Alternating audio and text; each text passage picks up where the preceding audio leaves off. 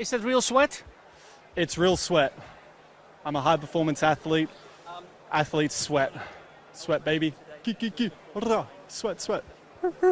Alright, what's up everybody? Welcome back to the channel. Indie Boy Racing here. Glad you could join me today because once again you're going to watch me attempt to give my name purpose as I hop into the cockpit of an Indycar at the most beautiful, the most fun, and dare I say the best circuit on the Indycar calendar. And yes, today we are racing at Road America, where every turn is just about a high-speed, sweeping turn, keeping you on your toes, keeping the blood flowing.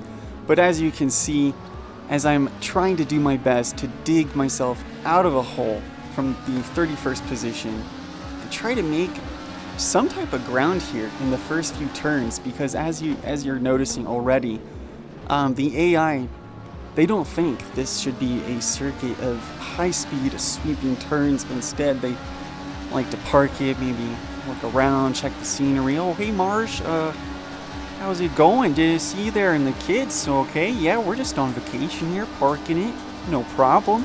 I notice we're on a racetrack, but I don't really care now, do I? No, they don't. And that's me doing my best imitation of the type of people these race car drivers are. This AI, as you can see, parking it as, yes, that is a turn where you gotta maybe drop it into first or second gear, ease your way through it. But my goodness, like, they just left the keys, left it running and got out. But finally the crowd breaks up a little. We come in through the turn and I'm thinking, okay, just this is the first lap. It's a very lengthy lap. Here at Road America, the lap is 4.358 miles, I believe. It's in the 4-mile range, so it's a very long lap. That guy already running his race, going out into no man's land. Like I said, felt like, you know, maybe I gotta touch the wall. Maybe it's a texture thing. Maybe he's like, I just gotta feel it.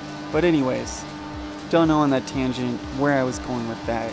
This turn right here, every time I'm testing different braking points, just because I noticed in the beginning of the race, you can really test it, get in there deep if you lift off a tiny bit. But also later in the race, I'm realizing you don't need a lift. You can get right in there, drop it into third fast, and then you can start cooking with peanut oil. You can get right through there, coming to the sweeping right-hander where you gotta drop it into second. Because I noticed with these Indy cars, I just want to say something real quick. Like I always say, journey's the destination. Because I may get a few comments or people thinking, okay, can you pick up the pace a little bit, Kenny? I'll just let you know, these cars are on the verge of losing their rear end nearly every time. And it's fun, it's a battle, I love it. You gotta mess around with the setup to find that sweet spot where you can really throw the car into these corners. But after spinning out so much, you're traumatized. So, throughout the race, you may see me going easy on some corners, and that's just because I have spun out too many times. But I start testing the limits as we go through further into the race, because I'm noticing, okay, heat is in the tires, the grip, the traction's there. Almost lose it right there. Already lap 2, and I'm like, you gotta be kidding me. How many times have I attempted to film this already? Come on, let's just get through the race. Look at me down there in the bottom left-hand corner. Look how serious I look. That is a man who's on the verge of tears. Just wanting to complete a race, just having a good time. Just wanted to kick back, relax, get behind his favorite open-wheel car, have a good time here at Road America. And this section is one of my favorites because you can go flat out if you can get the RP, like the gear shifting has to be correct as you're going through there.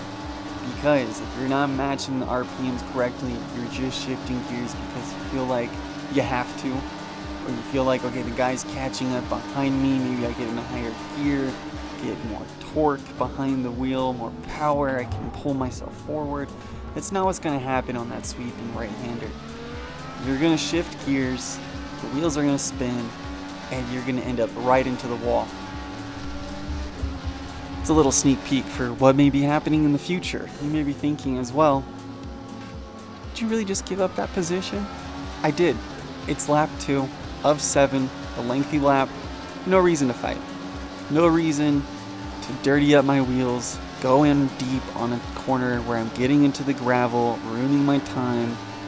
There's just no reason, because look, I'm already catching them up on the straights. I'm getting myself in the rearview mirror of this guy. Maybe not rearview mirror, side mirror. Adding a little bit of pressure. I may have dropped back just a tiny bit here, but I'm now finding where my braking points will stop me, get me right in on that apex, enough to get a nice exit speed and really nail these straights, because in the setup I felt like I was able to get my car to have great acceleration. However, it hit its top speed pretty early, or at least it capped me at 175. Don't know why. Where, you know, I get acceleration pretty early on a lot of these cars. But then I would just stop, and I would have to then do my best to get my elbows out, hold my position, and just fight for that, you know, that position into a corner, because I'm losing. You know, I guess they're accelerating at a much slower rate, building those RPMs, where in the long run on a very long straight, they're going to outdo me just about every time. Unless I get defensive, get my elbows out. You know me, I love getting my elbows out. So here we are, lap 3. You see me kind of playing with the throttle there. I could have popped it, you know, flat out, popped it into 6. But there have been a couple times where I've attempted that and the rear end just gets unsettled. And because you have the steering wheel turned, it wants to leave you, and it just goes flying past you, and you go out to the wall, and you have a good time to think about what you've done and why you should never do it again. This section right here, a little tricky. I kept saying to myself, okay, drop it into second gear next time, drop it into second gear. But I tended to overcook that turn a handful of times, and I know probably engine braking going to second gear would help me, but for some reason, I think because of how fast I'm going, how late I'm braking, the RPMs aren't matching when I'm going down, so it's not shifting down on times where I think I may be in second gear, but I'm only in third. So it is what it is. Here we are, 4th lap, taking the first turn. There's a guy behind me who's been kind of poking his nose, trying to get in there, just trying to say, hey, have you heard about our Lord and Savior? Mario and Andretti? Heard about him? No? Alright. I'm going to keep showing up until you say you have heard of him and you just accept him into your heart. Anyways, I hope you all are enjoying this video. Hope you're seeing, it's just a good time, just me doing my best to game, improve. And if you notice, I have actually been improving with every lap. I may think there's a lap in there that may get a little scuffed, but we improve, we move on, because we have the technology. Alright? And plus, I just will say, everybody, I hope you enjoy the IndyCar content, because some more of it will be coming out, because IndyCar season, starting March 3rd, first race, St. Petersburg, Florida, one of my favorite places in Florida. Absolutely love it. I think this is the turn where I mess it up. 5th gear, I think I pop it into 6. Do I? Nope, this is clean. Don't scuff it. Forget I just said that. You didn't see into the future. You have no idea what I'm talking about. You're dumb. You have no idea. You're completely wrong. I take that back. You're not dumb. I'm so sorry. I'm the idiot. Anyways, what was I saying? Oh yeah, St. Petersburg. Favorite place in Florida. One of my favorite circuits as well to watch, because IndyCar is mainly all street circuits, of course, except for some of the rovals and ovals. However, though, it is it's fun racing to watch. Alright, so for some of you Formula 1 fans out there, which I am as well, for some of you NASCAR fans out there, which I am as well, venture in to IndyCar. I have no idea. Do you see that? That's what I'm talking about. I don't know if that guy had damage. He obviously missed the pit lane, but he's just parking it right on a straightaway. You see how dangerous the AI can be. You really gotta start digging your way to the top to get into a safe zone. And I say that with a lot of caution when I say safe zone. Alright?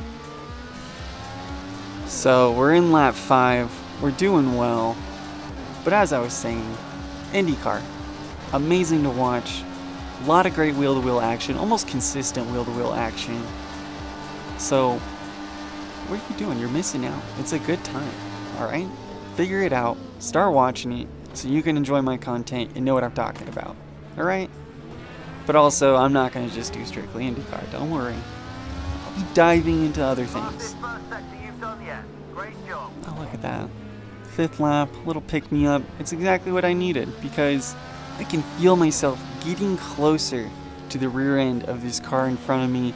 I've been having a clean race, been having good braking points. My front tires, though, are getting cold. So there's something I'm definitely needing to work on there with my spring rate, possibly my suspension. Because it's just when they get cold, you'll lose grip and it doesn't do you well. And there's the little jump. Oh, then just slamming the brakes, trying to get my car to stop. And you can just see cars one by one go by, passing me up. I look both ways. And we're good to go. Dropping into 26th position. Oh. But hey, that's IndyCar. There are no runoffs. You spin out, you go out into no man's land, touch the wall, come back. You go, alright, I learned my lesson. Hopefully that doesn't happen again. Hopefully I can make up some ground. Looks like these cars are battling it out, dipping their toes into the dirt, just scuffing up, dirtying up those tires, causing them, in real life, they would start losing grip and slow down tremendously through those turns. Except this is Project Cars 2, and it's the AI, so that doesn't happen. And I thought I saw them touching the grass, and I was like, is this Kentucky bluegrass? Is this the soft bluegrass they've been talking about? You know, I saw this, Target magazine, thought I'd try it out. You don't get your grass at Target, you're missing out. But I'm in 27th, 6th of 7 laps. I'm thinking to myself, this is not a wonderful world, not a wonderful place. I've completely jacked up my race. And I'm so sorry. I'm so sorry. But here we are, back on a straightaway. Just building up those RPMs. Getting the orange flashing light telling me I am maxed out, late braking, dropping it into second gear, riding that curb, noticing this is definitely a great opportunity because I know they are going to park it right there on the side. You get past that Target car. Listen, dude, you may sell some beautiful Kentucky bluegrass, but get out of here, alright? And I start thinking, okay, lengthy lap, great on the straightaways. I know there's a turn that I am going to struggle on, but if I can just get the braking point down, I can pass these two cars. And the braking point I'm talking about is the one right after this turn. Not this turn, the next one. The one that it seems like there's always a new body part. Body part, car part? Body part of a car at that corner. Just trust me, you'll see wings. You may even see a tire. Heck, I swear I've seen a dude's helmet once. Don't want to know what happened to the driver. The AI loves cutting that corner. It really messes them up. I get a clean exit. They don't. I know they're going to want to go side by side with me through this turn, but they decide to drop back. Thank goodness, because I'm getting towards the end here, and I'm like, I don't want to fight anymore. I just want to win. But in order to win, you gotta fight. Water. Sorry. Probably really random to you in your ears right now. But you get talking, jibber jabbering like me, your mouth dries up. So, lap 7, 25th position. The best position I made up was 17th, which, hey, I have to say, I'm going to be pretty proud of that. If I just maybe had more laps, I probably could make it maybe into top 10. That's really pushing it. I could say 15th to top 10. But with 7 laps, 4 miles, I think this is great. Especially for all of you. You're probably not wanting to sit through another, God knows how many, 13 laps I would probably add onto this. So, I think 7's a nice sweet spot. I'm thinking I'm getting in the slipstream of this car. I can just stay nice and tucked behind him on these exits. I can make a move maybe in the long sweeping right-hander or in the next section right after that. But I tend to lose it right here because I go really easy through that turn just previously back there because I have lost it a couple times in the past, so I tend to do big lifts on that turn and just coast through, carrying the weight and then building up the RPMs back up. Here we are. Once again, if you've enjoyed the content, like, comment, subscribe, let me know what you want to see. I'm trying to build this community. We're at 263 subscribers. It's awesome. I love having you all here, enjoying the content, watching, hearing from you all. I'm always posting on my community page. And I get the pass done, pulling out a late breaking move from the playbook from my favorite F1 driver, Daniel Ricciardo.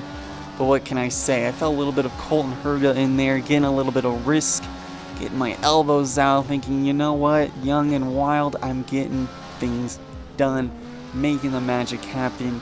Once again, Road America, everybody. Here I am cheering. What an amazing time. Hope you enjoyed it.